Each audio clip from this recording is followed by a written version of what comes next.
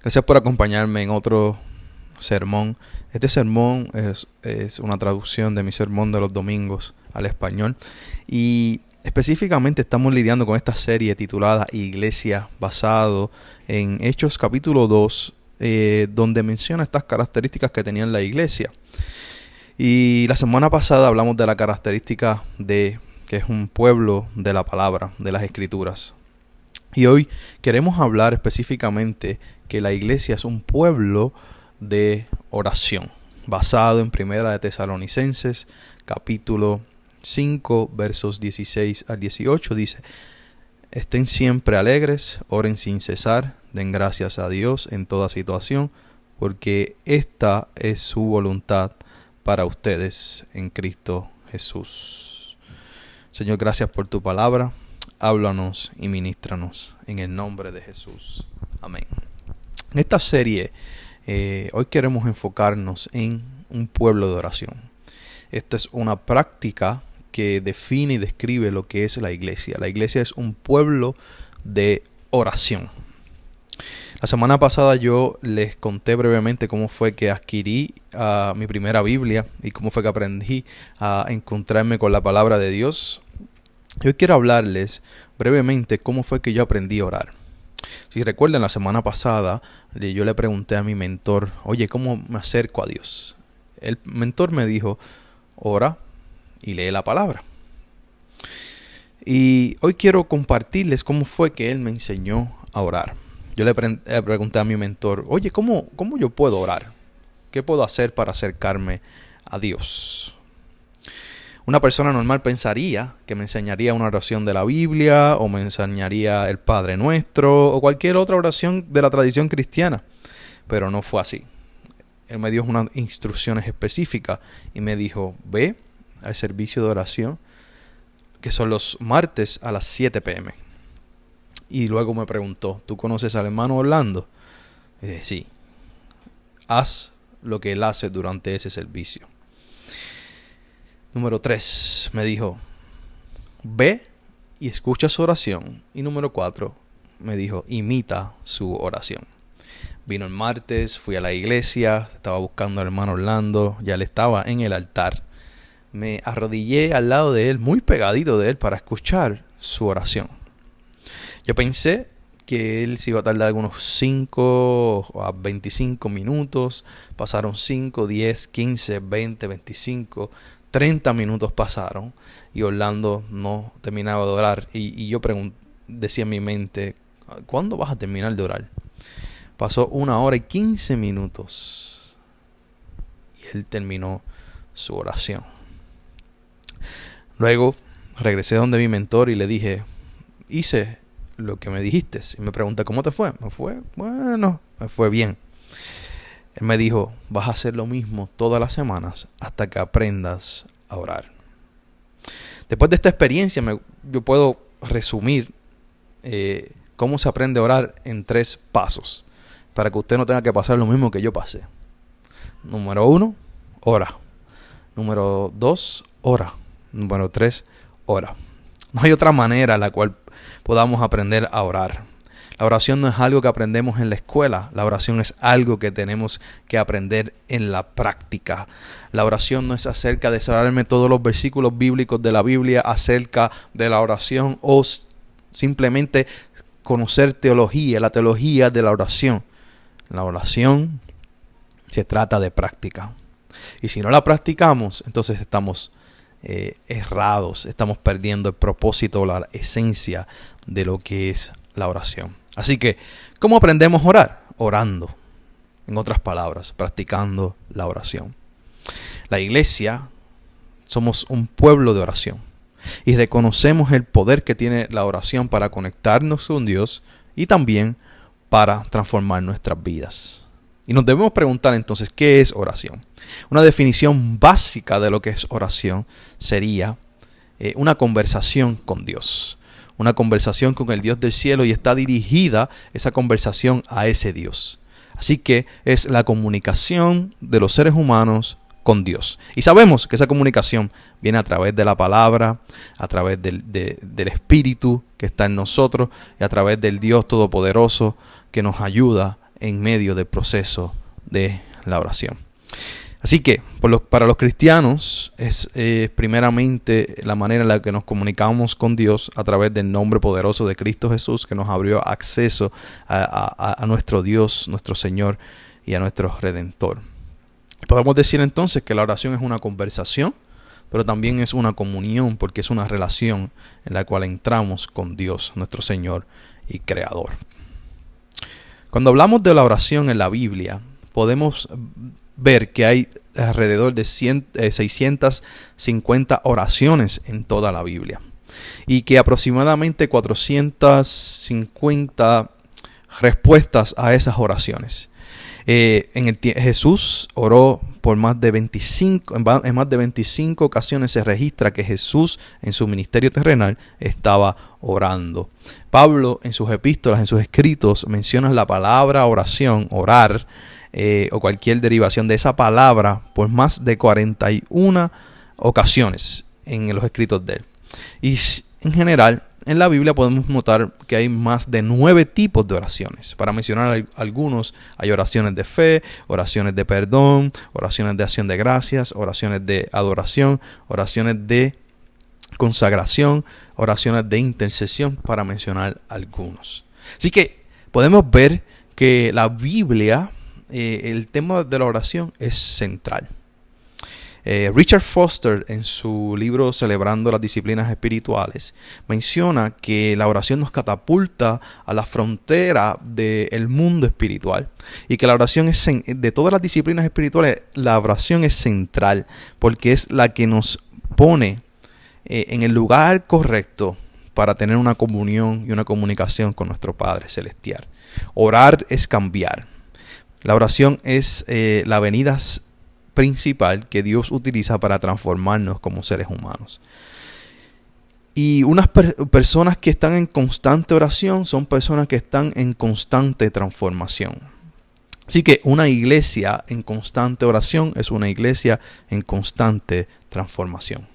Y es necesario recalcar que la oración no es un sentimiento, sino que la oración es una disciplina. Y a veces es un fuerte trabajo hacerlo, porque es una disciplina. No podemos esperar que sintamos el deseo de orar para orar, sino tenemos que hacerlo, queramos o no, porque es una disciplina espiritual. Y mientras más lo hagamos, más nuestro cuerpo y nuestro espíritu la va a pedir. Te voy a poder decir, sí, pastor, ya yo sé esto. Vamos a darle una mirada entonces al texto bíblico de hoy. Oración de acuerdo a 1 Tesalonicenses capítulo 5 versos 16 al 18. Vamos a ver que en estos versículos encontramos 3 mandamientos. Estén gozosos siempre, oren continuamente y den gracias a Dios en todas las circunstancias. Este pasaje cae bajo la categoría de instrucciones. Y estas instrucciones contribuían para el crecimiento de la iglesia en Tesalónica y también para nuestro crecimiento espiritual. Así que estos 3 mandatos son de mucho uso para la iglesia hoy. Podemos mencionarlo. Estén siempre gozosos. En el Nuevo Testamento nos recuerda constantemente que el gozo de Jesús es tener gozo aún en medio de las circunstancias difíciles. Nuestro gozo no se basa en cómo está nuestro contexto o nuestras situaciones. Nuestro gozo es basado en la persona y en la obra de Cristo Jesús que habita en nosotros. Así que este gozo está atado con la oración continua. Este mandamiento aquí no nos dice que estemos en oración en una postura de oración en todo el día y en cada momento, sino lo que nos recuerda es que debemos orar regularmente y frecuentemente durante nuestra semana. Y Pablo está enseñando a sus lectores que la oración es una disciplina espiritual fundamental para la vida cristiana. Y que a través de esa oración continua estamos dependiendo continuamente de Dios y estamos conscientes también de nuestro Dios. Así que Pablo le dice a los creyentes, estén gozosos y también oren continuamente. Y esta característica también, o este mandato, también está ligado al den gracias en todas las circunstancias. Al igual que la oración y el dar gracias es importante para tener una conexión continua con nuestro Dios. Note que Pablo no dice den gracias solamente cuando las cosas vayan bien, sino que dice den gracias en todas las circunstancias.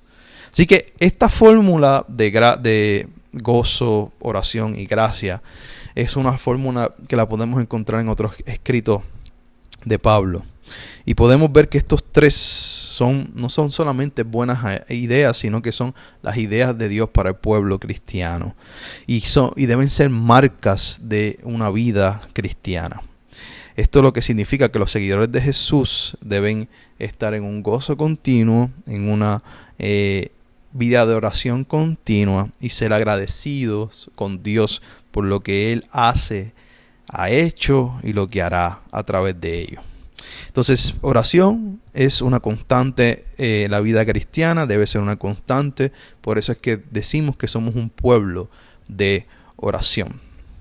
Y una manera de cómo nosotros podemos orar constantemente, yo en mi peregrinaje cristiano me he tratado de figurarme cómo puedo orar constantemente, porque cuando era joven tenía mucho tiempo para orar, pero fui adquiriendo responsabilidades, la universidad, luego me casé, luego empezamos a tener una familia, hijos y otras responsabilidades de trabajo. Pero al mismo tiempo uno sabe la responsabilidad o la disciplina espiritual de la oración. ¿Cómo lo hacemos? En medio de todas esas responsabilidades, ¿cómo hacemos? ¿Cómo practicamos la vida de oración? ¿Cómo lo hacemos constantemente? ¿Cómo oramos sin cesar? O regularmente o continuamente. Y yo creo que la práctica de cortas oraciones nos pueden ayudar a cumplir con este orar sin cesar. Me gustaría discutir brevemente lo que son cortas oraciones y cómo los podemos practicar.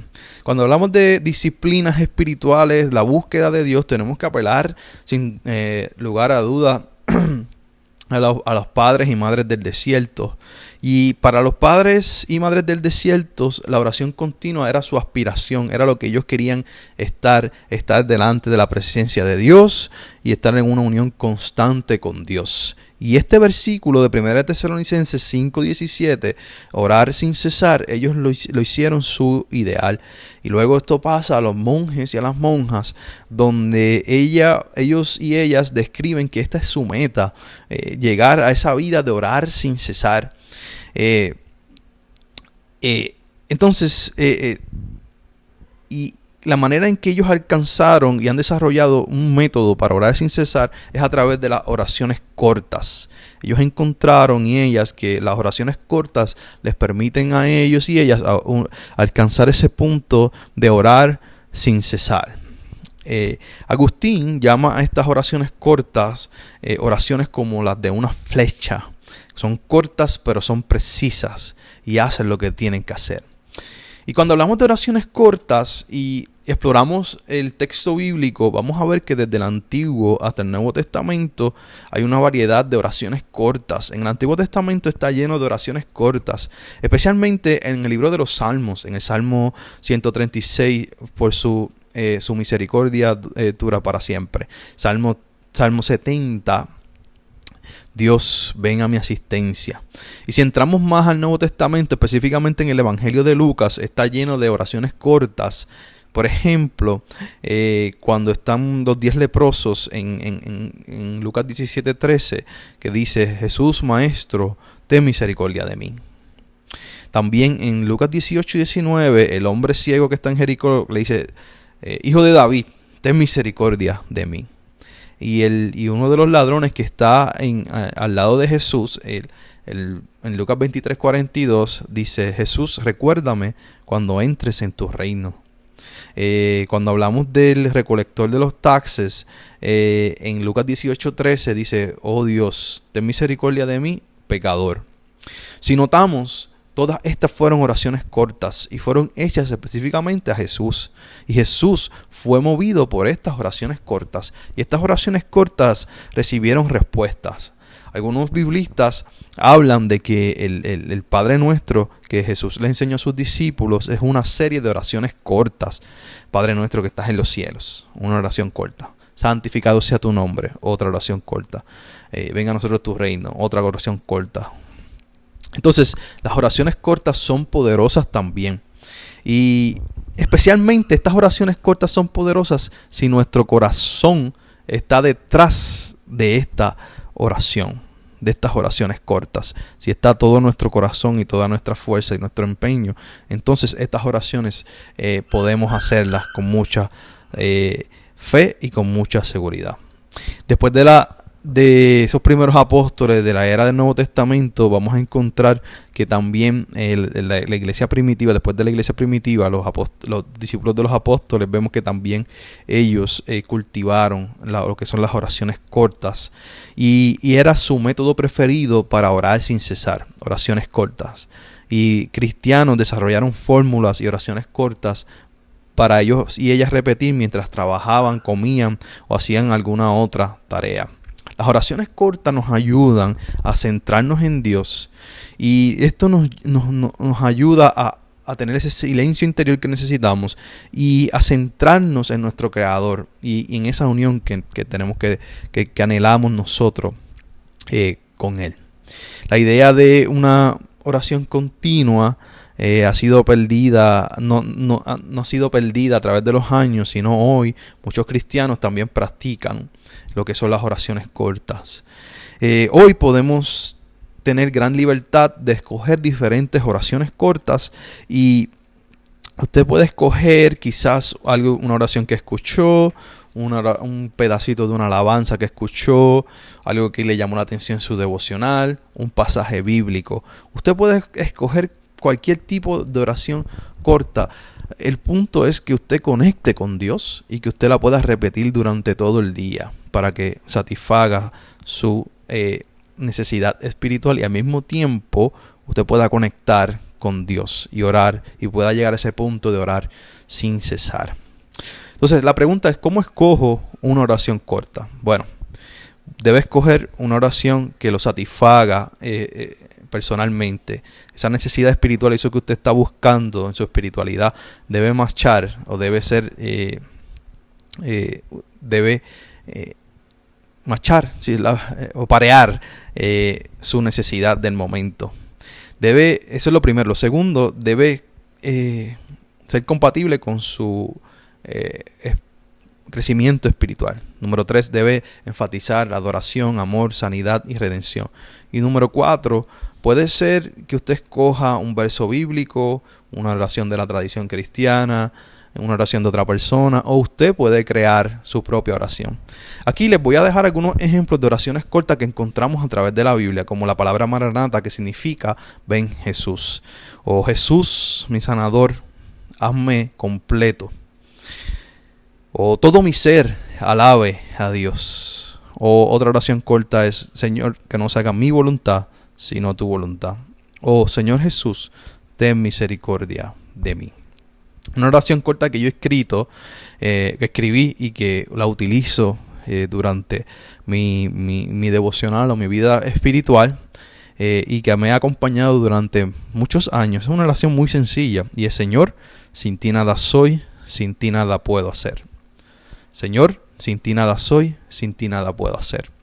Esta oración para mí enfatiza mi dependencia de Dios y reconozco que Él es quien me ha traído hasta el lugar donde estoy hoy y que sin Él no puedo ser exitoso en cualquier cosa que esté haciendo. Usted puede crear su propia oración. Otras personas prefieren como oración corta palabras sencillas como simplemente Jesús, llamar a Jesús Jesús, o Señor, Abba, o Amén, Aleluya, Salvador, Padre. Y también llamar uno de los nombres de Dios puede ser su oración para centrarse en el Señor. Ahora, ¿cómo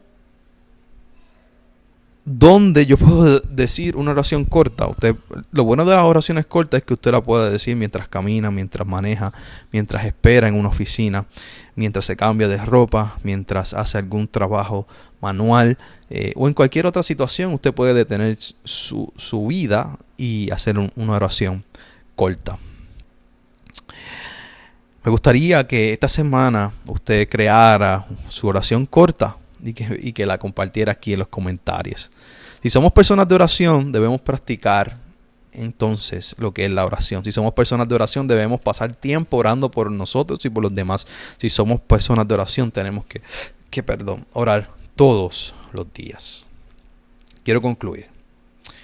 Si nos vamos de oraciones cortas a nuestra vida de oración, hay una conexión. Cuando estamos orando, a veces nuestra mente se distrae. Y oraciones cortas nos ayudan a centrarnos en Dios aún en nuestra vida de oración. Imagínese que usted esté orando y su mente esté divagando. Usted puede repetir: Señor, tú eres mi Salvador. Señor, tú eres mi Salvador. Señor, tú eres mi Salvador. Y eso usted va a estar corriendo en su memoria, en su mente. Ese Señor, tú eres mi Salvador. Y en vez de estar pensando en otras cosas, los quehaceres que tiene que hacer, esas oraciones cortas pueden ayudarlo a enfocarse mientras usted está haciendo su oración larga del día o su oración larga de ese momento.